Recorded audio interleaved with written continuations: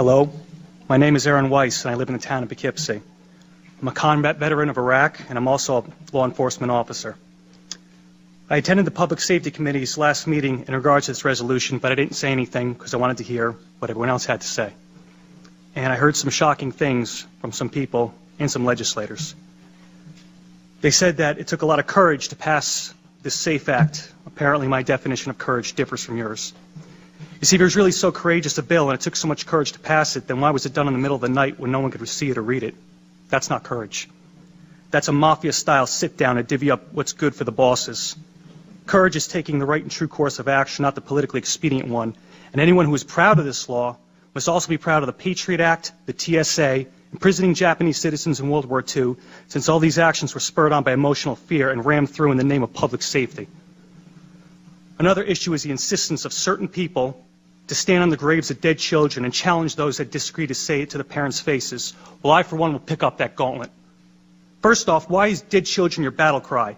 You didn't say anything about the hundreds of Chicago children being killed, and for some reason you only scream when it happens to wealthy white ones. And yes, I will say to anyone's face, my right is more important than your dead, because I fought for it firsthand. I washed the blood of my friends out of my Humvee, and I picked up their mangled bodies, and I fought day in and day out. I did more things that you people can't imagine. So yeah, my right trumps your dead. I earned it in blood.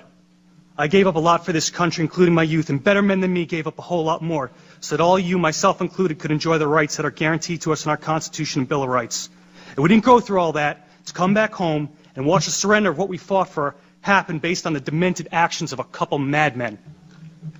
So in closing, I would like to address specifically the legislators we all know who are going to vote against this resolution. I understand you will vote against this resolution based on some misguided sense of the public good. However, as a law enforcement officer, I'm curious to know about your true resolve. Since voting to take away someone's rights is totally different than being asked to enforce it, I want you to consider this. If you support the SAFE Act so wholeheartedly, are you willing to stand with law enforcement members and lead from the front to enforcement? And what I mean by that is if a constituent of yours feels so alienated by this law and the manner in which it was passed that they refuse to comply with it, are you willing to stack up on their front door and go in first?